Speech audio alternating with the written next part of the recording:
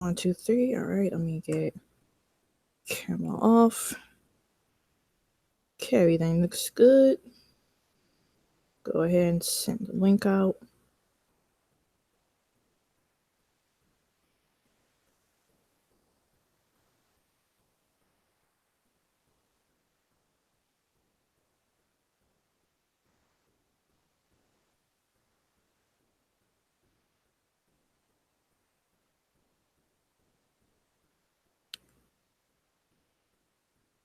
Mm.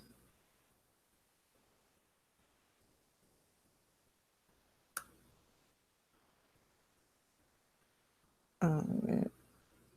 Send out the wrong one. Try this one.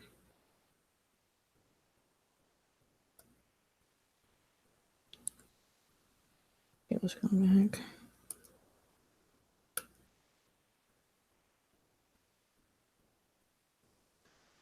All right. Now I just need to wait for our guests to come in. Reading all that.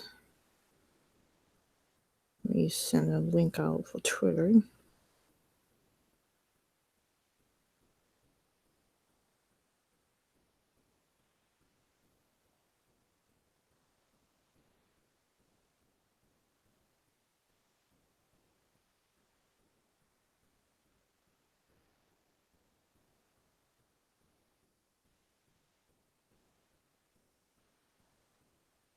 All right.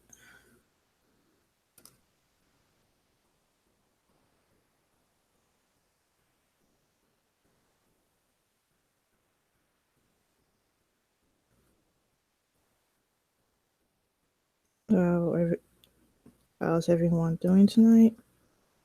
Trying for our guests to pop up.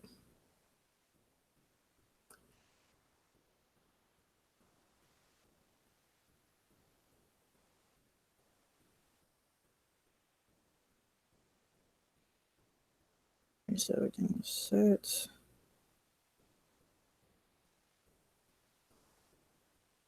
All right, cool.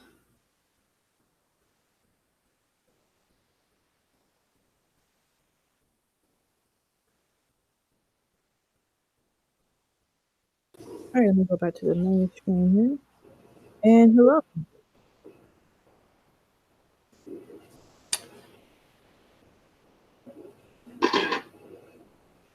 Just a second here. Yep.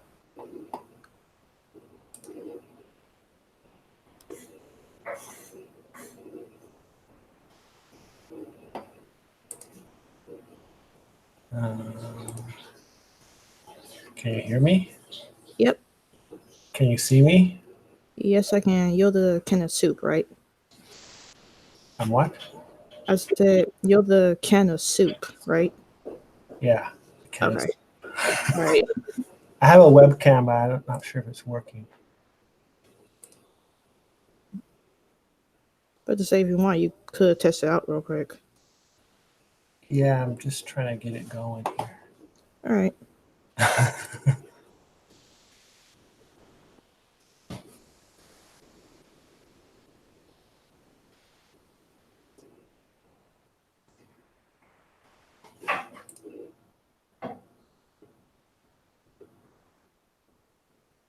It didn't load for some reason.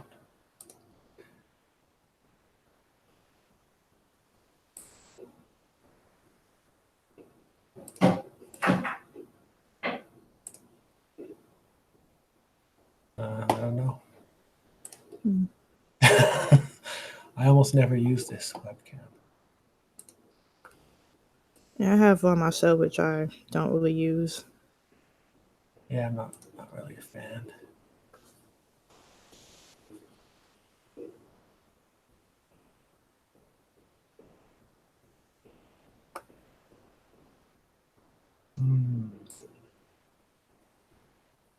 I don't know.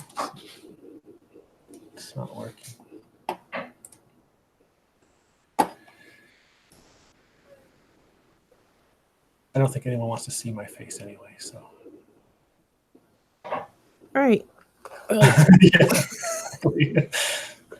Yeah, I'm not really a big fan of letting people see my face, to be honest. Okay, so welcome to episode 5 of Indie Table. Tonight, our guest is Joey Abbott from the Abbott. Abbott. Sorry about that. From the Grande Osiris. Did I pronounce that right? Yeah, Le Grand Osiris. All right. Yeah. Which, by the way, has like 10 pages out. If you enjoy horror comics, then I suggest checking out this project. All right. Yeah, thanks. You're Yeah, welcome. we put a lot into it, and we wanna continue it and make it get to the end of this. So it'd be great if people can help us out a little bit. All right. So I guess um tell everyone about yourself, like your name, what you just like a quick introduction. Um, I'm Joey Abbott, also known as Liminal Soup. I've been making comics. Seriously, I started getting into it probably about 2015, where I got my first book on comicsology. I've been writing for a long time, just sort of, you know, whatever, publishing a few short stories here and there. But now with like crowdfunding and all that, I thought it might actually be an opportunity to get more comics published. So I want to try to dip into that and get started in it, even though it's a very cold start and a very hard thing to get started with. You got to start sometime, right? So Yeah. Funny how you said 2015, 'cause that's like probably the exact same year around where I've decided that I've basically put off like this whole writing thing for too long. Might as yeah, well get started right now. yeah, exactly. Like you can keep putting it off and saying, well, I don't have any fans and no one's going to look at this. And it's true, no one is going to look at it when you first put it out there, right? But Right. you got to start somewhere and just slowly build. And it's like, you build it one fan at a time kind of thing. Yep. And I want to say hello to Underworld Dream. How are you doing tonight? All right. So, how long have you been drawing or writing, or have you been doing both? I always wanted to be an artist. It's my dream to be an artist. I went to art school, art college. I suck at drawing. Like they were basically like, you shouldn't be here. You're not good enough, which they never say if you're paying tuition. Like they don't tell you to get lost. I mean, yeah. Suck at arts, but I've figured out that I'm actually, I don't know, you may disagree or whatever, but I think I'm good at writing. So that's what I've been focusing on and trying to improve my talent in that regard.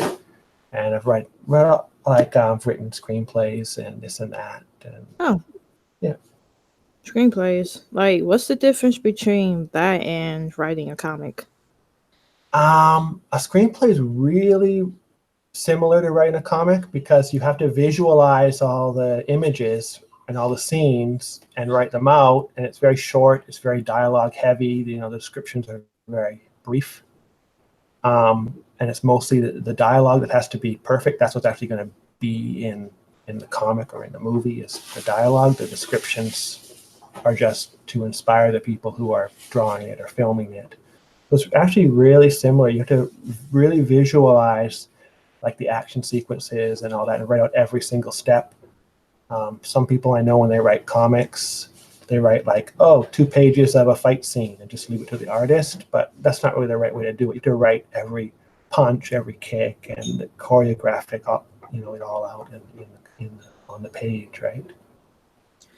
Yeah, like I know for me, my comic scripts, since I've still considered myself a beginner for this.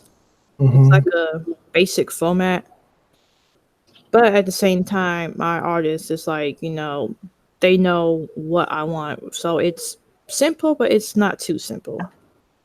Yeah, I mean, it's good if you have that relationship, and of course, you always have to default to the artist if they have a great idea for something they want to do, or this looks great doing it this way, and you wrote it that way. I tend to let them do what they want to do, but for me, I really write out just to make it easy for them. You got to write out every panel, exactly what happens, and then if they want to change a little bit, that's easier than just kind of like saying, write a fight scene.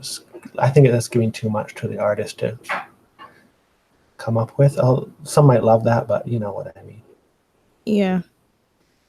All right. So, let's like fix this headphone set.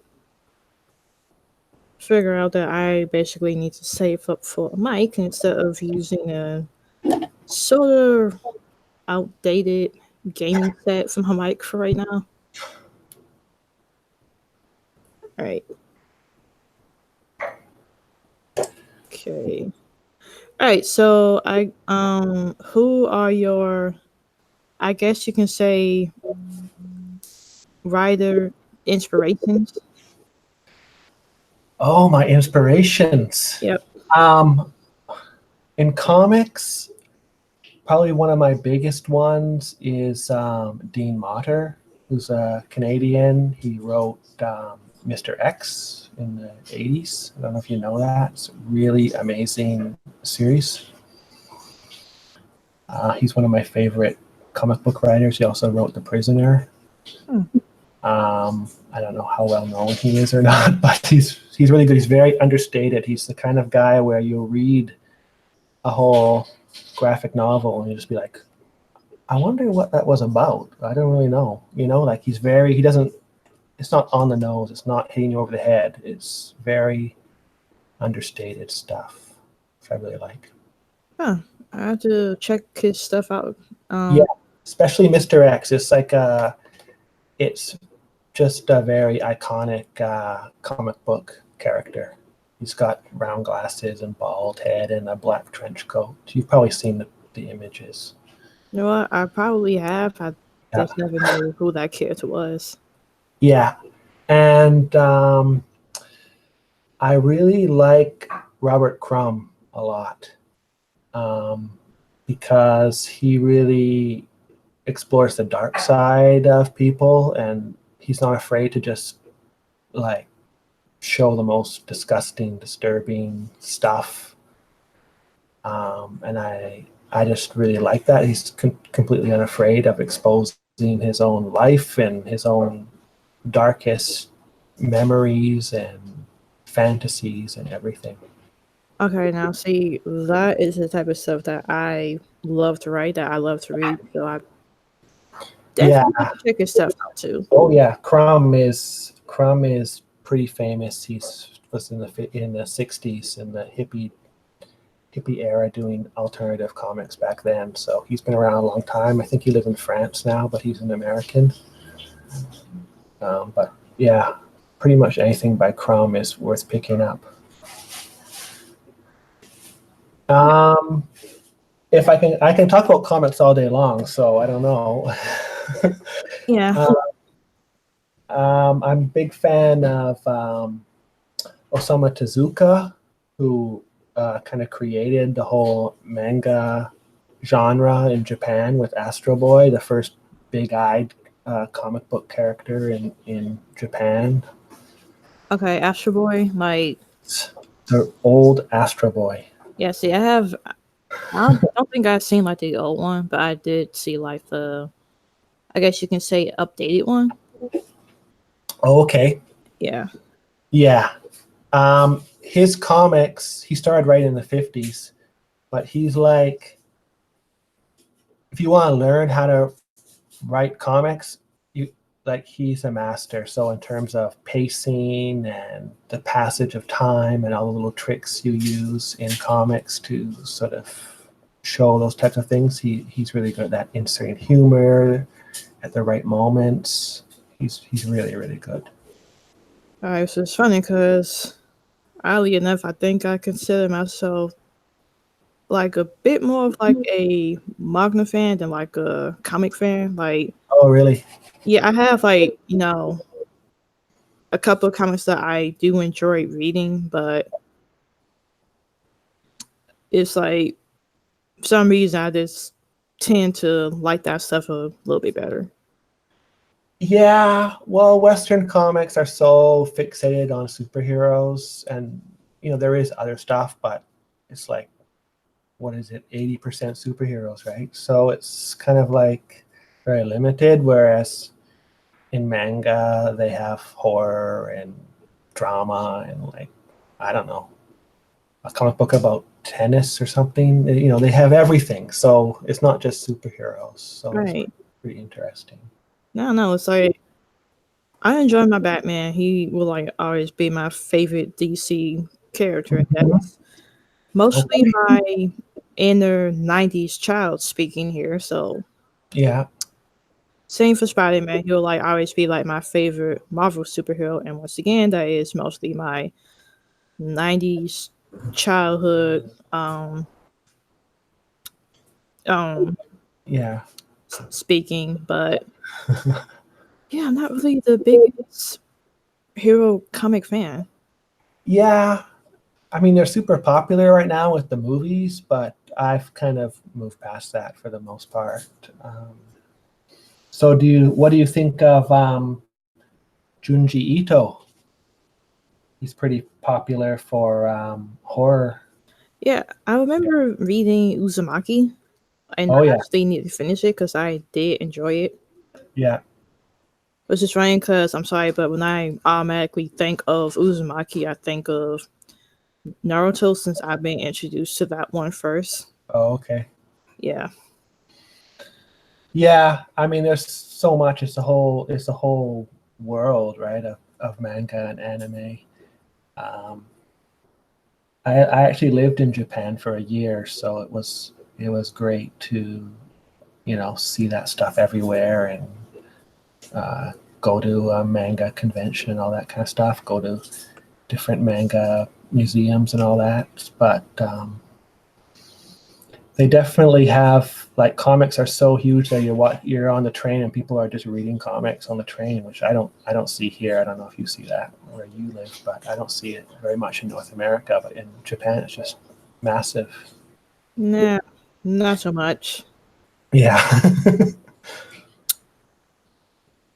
All right, so do you prefer mainstream or indies for your comics? Oh, definitely indies. I mean, in the mainstream, there's probably good stuff. There's probably stuff I would enjoy, but for the most part, I don't even bother with it anymore, to be honest.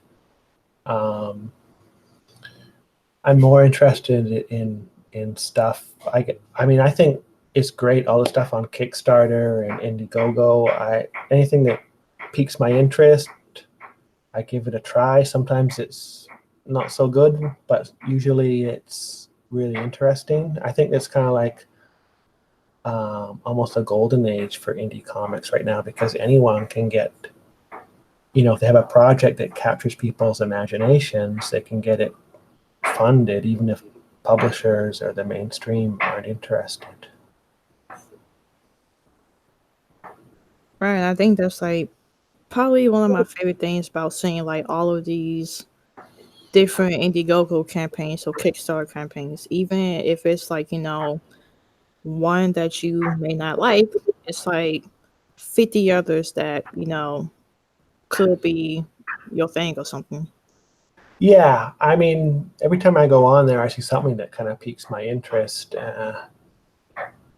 So it's great. I think it's amazing, the stuff people are doing and throwing together, compared to what you go when you go to see you go to the comic book shop and it's just Batman and Superman and X-Men. It's like, oh yeah, I've seen this before. Like I used to buy comics when I was a little kid in the 80s, and I go to a comic book shop now and half the titles are exactly the same things, Suicide Squad. Well, that's what I bought when I was 14 years old, and they're still doing it. Like, show me something new, and you can find all this totally new stuff that no one's ever seen before. on Kickstarter and Indiegogo. It's really amazing. All right. So speaking of the comics, where did the idea for the And Grande, Osiris? yeah, come from? I don't really know. I think it actually started with some artist contacted me and said, "I want to draw like 8 pages for you for free. So come up with a script." And I'm like, "Oh, okay." Because as a writer, I'm always trying to find people to make comics, and I usually have to pay. And so if I get a guy who says he wants to do it for free, I'm like, "Oh, okay." So for some reason, I just came up with this idea, and I wrote it and sent it to him, and he liked it. And then he completely ghosted me and never did anything, which of course always happens when someone offers to draw your comic for free. So I kind of reworked the idea and expanded a little, and I started to really like this character of a kind of, he's sort of a magician, which is kind of a not really silly, but not a very serious character, and then he gets into a very serious situation of survival. And a lot of what I write about is not like man or heroes fighting supervillains, but it's man fighting nature, man trying to survive against nature. So a lot of my stories are survival stories about just trying to survive in the world. And so kind of nature is the villain. I don't know if that makes sense. Hmm. Nature of the villain. That would be like a really, really interesting villain. Like the forces of nature are just trying to kill you. Yeah, Not basically. anyone else, but Well, I mean, that's what survival stories are. When someone is on a island starving or in the jungles, trying to survive. It's man versus nature, right? And that kind of appeals to me more than just people fighting each other. right. I mean, if I want to see that, I can just honestly go on my YouTube page and type in random stupid fights at this point. Yeah. I might actually do Exactly. that. Exactly. And so another genre I'm a big fan of is the realistic dinosaur genre. And that's where people kind of write stories that are almost like nature documentaries, but they're about dinosaurs. So they're trying to just imagine what dinosaurs were like.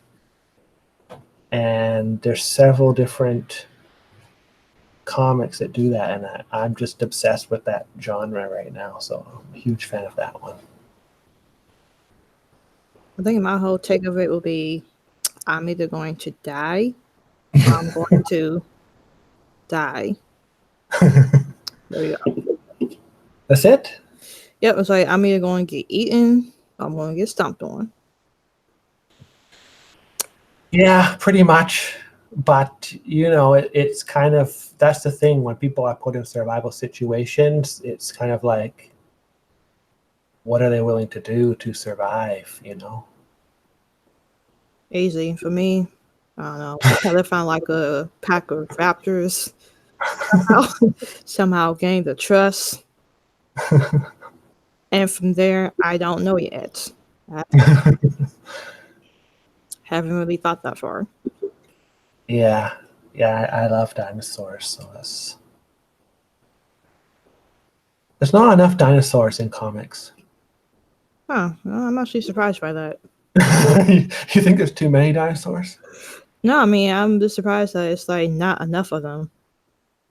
Well, when they're done, it's usually done like a dinosaur is in the modern world or whatever, but like real dinosaurs in their real habitat.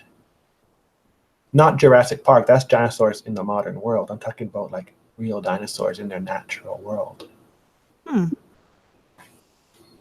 That would be like a interesting concept.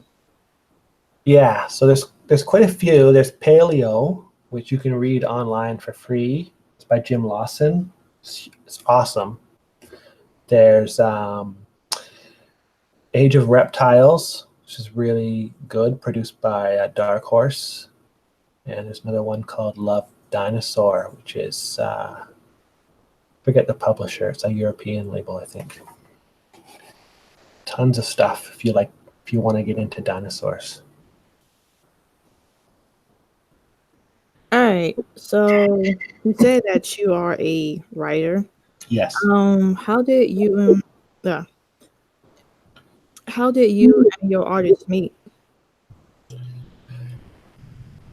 I must have found her somewhere. I don't know where. I put out postings all over the place. I think probably either Reddit or ZWall. Those have been my best successes for finding artists. Um, I think I probably found her on ZWall.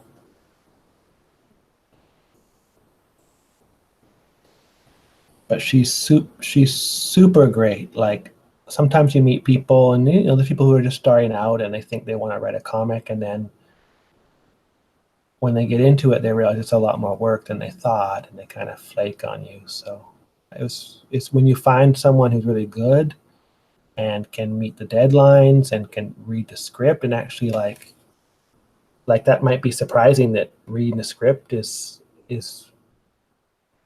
a bonus, but some of the artists don't seem to read it. They just kind of, I don't know what they do, but they haven't read the script. Yeah, I have to agree with that. Like finding that artist or writer who for some odd reason you just instantly vibe with is like a really great feeling. Yeah, and they're rare. So when you get someone who you have a connection with and they're being professional and is awesome, like I commission, like usually I'm a bit cautious with the money, 50% here, 50% up front, 50% after they complete it. With her, if I want to do something, I send her the whole money up front. I have 100% trust she's going to complete the project. Like doesn't matter. I don't care about anything because I trust her and I know she's going to do a good job. So that's really great to have that kind of relationship. All right, now is horror your favorite genre to work on? I would say no. I like horror elements. Like anything I write is gonna have gory stuff in it and disgusting stuff. Like that's just gonna be in there, like for sure. But as a specific genre, I wouldn't just write horror. I mean, I might, but I tend to do historical or fantasy, science fiction, and then add the horror element onto it, kind of like a mix of genres.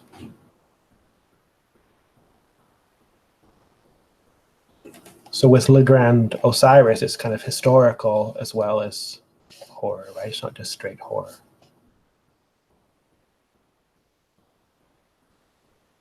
Yeah, I think for me it's like a mix between horror and fantasy.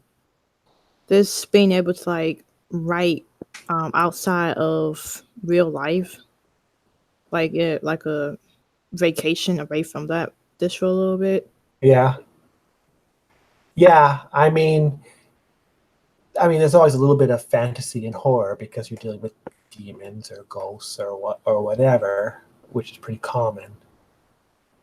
But for me, I don't like set it in the modern day. I want to set it somewhere else, like, I don't know, anywhere else. I think for me it's like probably a mix. Like it'll if I feel like it'll be better in like modern day, then it'll be taking place there. But if I feel like it should like be taking place like somewhere in the 1800s or somewhere like in this different dimension type thing, then that's usually what I go for. Yeah.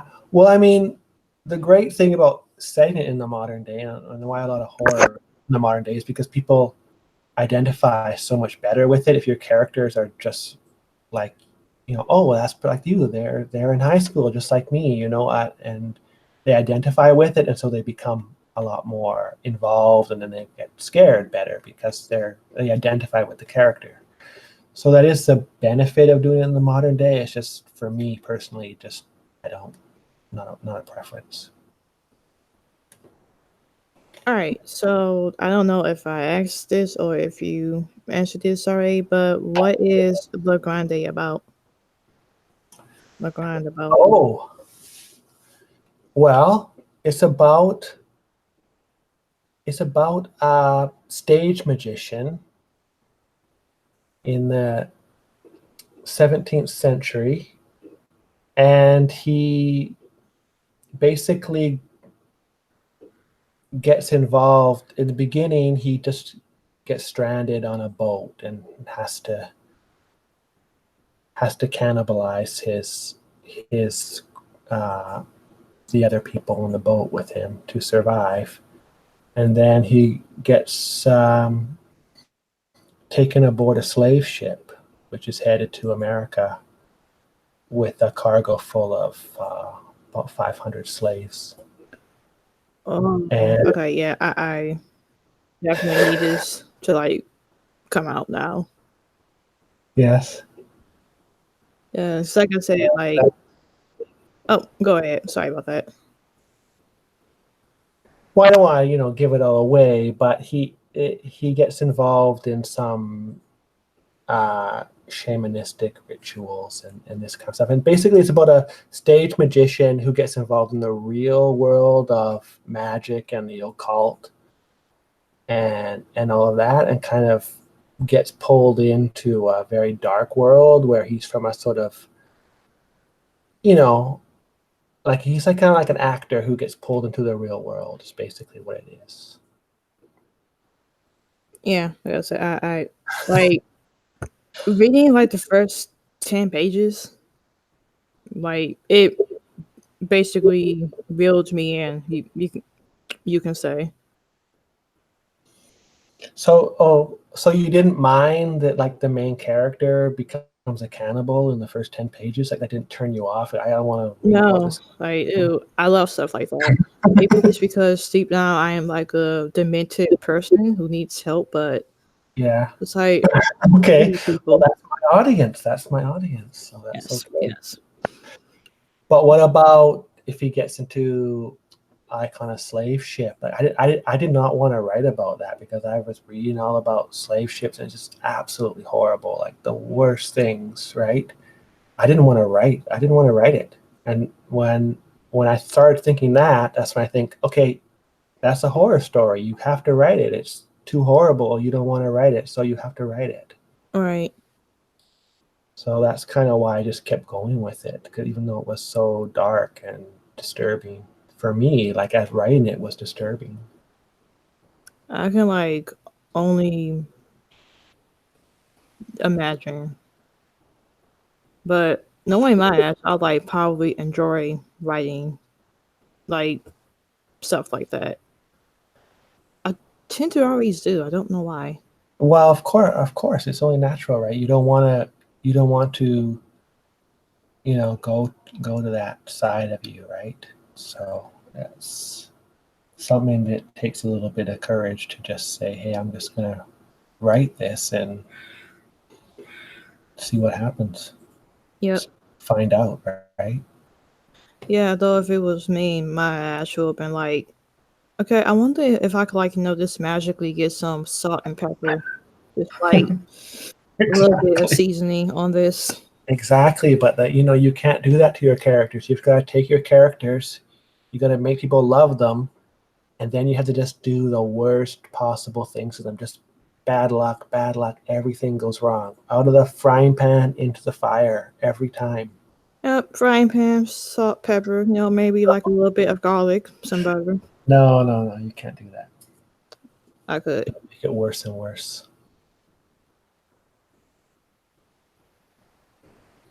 All right, so do you have a Indiegogo campaign up? Yes, I do. Right. It Well, oh, go ahead. okay. We're not doing too good at the moment.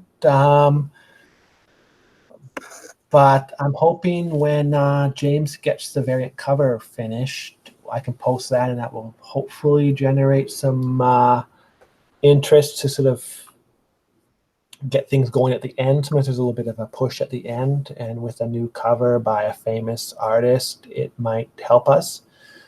But if anyone wants to support us, it's at igg.me/at/Osiris. So it's igg.me/at/Osiris. Yeah, so James Lloyd is a comic book artist who's worked on Futurama and Simpsons comics, and Oh, I love Futurama. yeah, and so he's pretty awesome, and he agreed to do a variant cover for us, which would be totally kind of like a weird cover for a horror comic, but he is actually a big fan of the classic horror stuff, so I think he'll be able to do a really good job. So hopefully, if he gets that to me, we'll be able to sort of light another spark under this campaign, and maybe maybe be able to get the funding for it. All right. Well, I am pretty sure that you guys will definitely get the funding for it. I don't think so, but okay. Positive thinking. Yeah, well, I mean, I appreciate your support, and I appreciate you doing this interview with me, which will hopefully help a little bit. And I mean, you obviously liked it, so that means something to me. So that's good. Yes, but then again, I just found out that I am like a really demented person, probably needs therapy. So just find some people who need therapy. Okay, well, you've given me. I should go hand out flyers in front of the therapy, the psychiatrist's office. What that? Yep. But make sure that they also like comics too. Oh yeah. All right, so tell us about the tier list and why the readers should back it. About the what? Oh, um, like The perks? yeah, that. Oh, okay. Well, first of all, I've got never before seen ash cans of Ooh. a bunch of different comics. If you don't know ash cans, they're like little small size comics of like 10 pages, and they can be very collectible because usually in the past they were released in very limited numbers. So I've made ash cans of a bunch of short comics such as Post-Apocalyptic Dinosaurs and True Dinosaur Stories, which have never been released. They've never been on my website. No one's ever seen them. So those are available. And we've got a art print by Nella. She's got a really disgusting artwork that she wants to show the world, but only if we get funding. So I don't know if there's any interest in the world for that disgusting art, but it's available in a big art print if people want it and we get enough support. And I've also got my other comic, Lost Girls #1, which is about 3 girls who are lost in a dinosaur infested jungle, and they all have different sort of abilities that help them survive against the forces of nature in this jungle. Huh. That actually sounds pretty cool. It's a lot of fun. So the first girl is kind of she's crazy or mentally ill or something. She's been in the jungle since she was like 2 years old, so she's basically mentally disabled. She just kills things a lot. But the next girl is more interesting. she was she lived in a village and where they sacrifice virgins. And her Okay, father, yeah, that is interesting. okay, her father was the priest who was always sacrificing virgins, and they pull the names from a hat or something. They have some sort of random selection of who's going to be the next sacrifice, and then he picked the name of his own daughter, and he didn't want to sacrifice her, but what could he do, right? You can't say, well, I'm not going to sacrifice her because she's my daughter.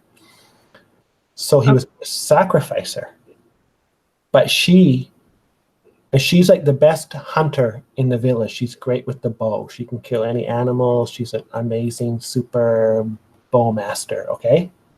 yeah, no, see, I would have been like, okay, look, guys, if we kill her, then we basically all die from like basically lack of food at this point. Yeah, but that's not fair to the other virgins they sacrificed, right? Yes, but can they hunt? No. So anyway, she doesn't want to be killed for some reason. She's selfish. So she runs away into the jungle, escapes, and she thinks she can survive with her hunting skills. But guess what? She's The gonna god, die. the gods of the jungle didn't get their sacrifice, and so now they have cursed her. And every shot she fires, she misses.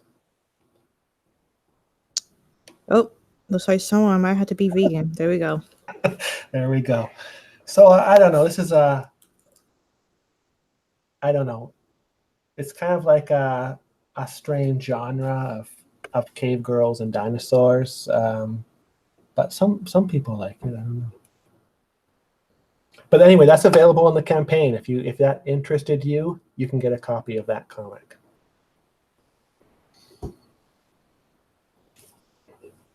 All right, so how long is the campaign going Um, for? I think we've got another 2 weeks, a little more than 2 weeks to go. Hoping to get a real push at the end, and we're only going for $1,700. So we tried to keep things like you can't make a comic book for less than that in terms of art and printing and everything else. We're not one of these guys who are asking for $10,000 or something like that. It's $1,700. So we're really Yeah, hoping we can make that amount of money and publish the book, but we need people to come out and support us. that actually seems like a really good goal because it's like it's not too much. Like you said, it's not $10,000, which I have really never gotten. Like as long as I have like enough to like pay for my artists and basic stuff like that, Yeah, then I'm think I'm good. And if I yeah, have like some left over, that's just gonna be saved up anyway. yeah, exactly. It goes into the next issue or whatever.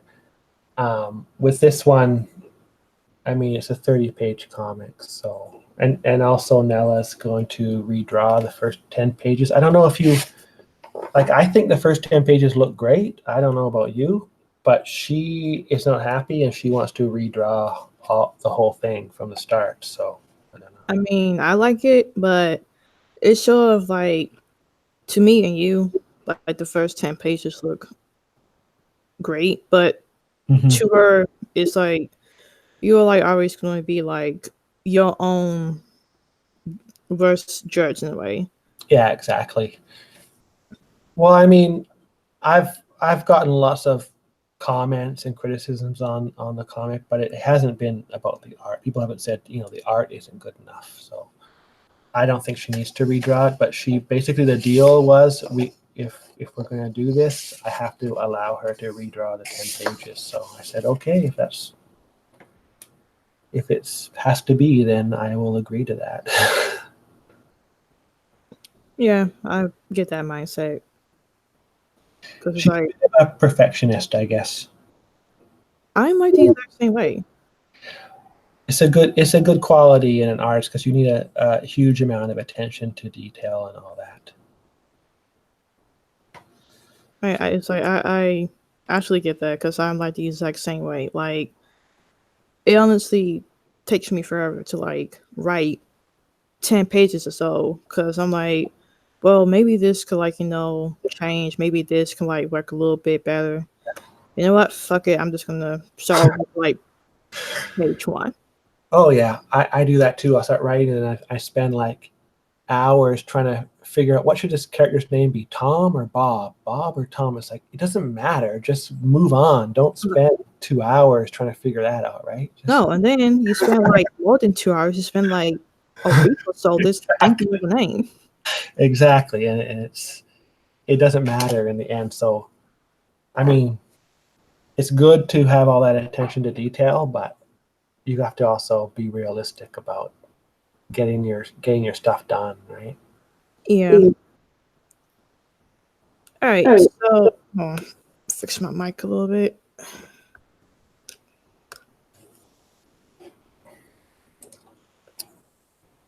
All right. So, besides comics, what else do you like to do for fun? I like the outdoors, camping, hiking, kayaking, things like that. Um, I like traveling, um, going to different places.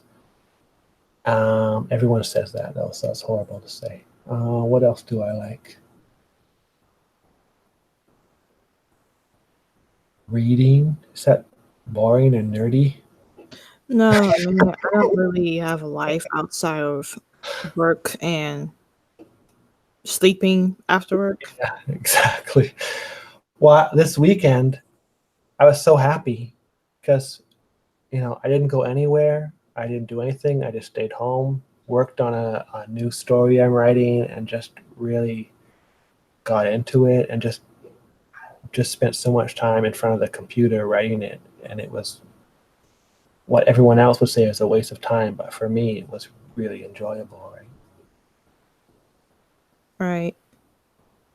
That just seems like my dream off day. Like this, me, my laptop. Yeah. Oh, hold on one sec. Alright, so Underreal Dream has asked, what if you try to miss a target? Do you still miss the target? This is about the Lost Girl. I'm gonna wait for them to like. She misses the target because the gods of the forest, who are the dinosaurs, they need a sacrifice, a virgin sacrifice, and they didn't get one. So now they've cursed her. So she doesn't have her lucky shot anymore. Alright, yep. So you're talking about Does that customer. make any sense? Well, like I said, should just become vegan. There you go. Unless plants also taste horrible, and that's the case, he's just gonna die at this point. Yeah, they don't eat plants. Oh, they eat a frog, but it's poisonous. Anyway, it's a good book. So definitely get a copy called Lost Girls #1.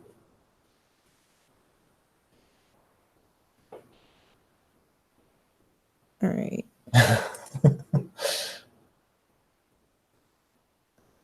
Okay, so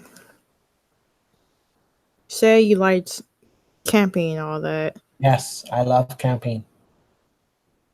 I always wanted to go, just that I never had the time to. It's a lot of fun.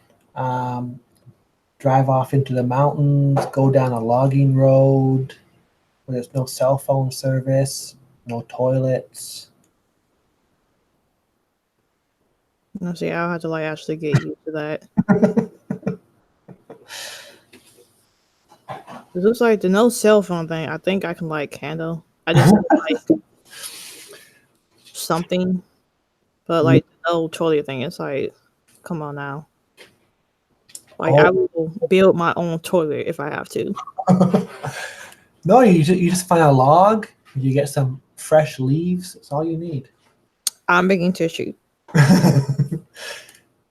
We went horseback riding a month or two ago in the mountains, and they said there was another group who had gone, and there was like a teenage girl who went with them, and when they stopped for the night, it was like a 3-day ride. She's like, "What's the Wi-Fi password?" And they're like, "There's no Wi-Fi. Here's the mountains." Okay, like no, like I may not be the most outdoorsy person, but even I know, like if I'm gonna go camping, I will be bringing books at least. It's a great time to read those books that have been on your shelf and you never got the chance because they're always goofing off on the internet. No, I'm either too tired from work and I'm too busy like working on my own stuff. So yeah, it's basically wasting time watching YouTube videos. Yeah, yeah, I really like that. So, are you in the States? Yes, I am. What state? I am from Michigan. And you? I'm from British Columbia. Oh, cool. Michigan has so much nature. You can get away from everyone. Hmm. Don't you think? I don't know. It's like I'm pretty sure it's like true in like the upper part, but I haven't really visited the that part yet. I heard that in Utah, there's a huge desert and there's no one around. You can just get lost there. Now, see, no, my ass, I would get lost because I have no sense of direction at all. Well, there you go. You should go to Utah and get lost. I'm going to die. I'm going to die in Utah, and they will blame you for this.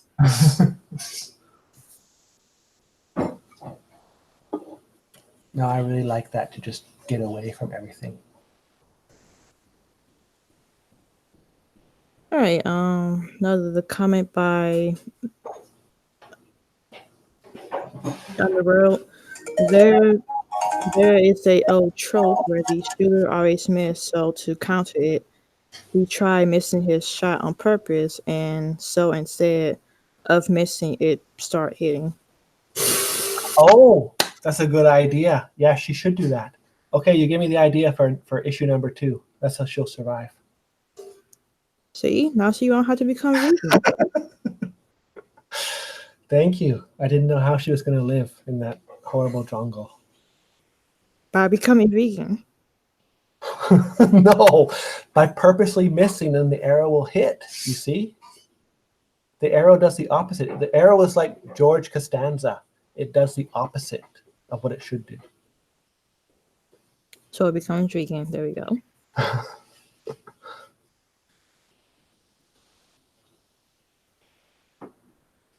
All right. Well, I actually have to call it a night. Yeah. Um, Thank you but very much. oh, you're welcome. And good luck with your channel. I hope you keep going with this and, slowly build an audience and all that. And good luck with your campaign. Really hope that this gets out. Thank you very much. It's like I want to see more than like Yeah, more than 10 pages? yeah. Okay. Yeah. I think we'll figure something out. Even if the campaign doesn't succeed, we'll probably go ahead with it anyway. So It will succeed. yeah. There's a good story behind it. Thank you. You're welcome. All right. Well, hope you guys have a good night or a good morning, depending like What continent you're on? yeah, basically. Night everyone, and I will see you guys later on for episode 6, I believe.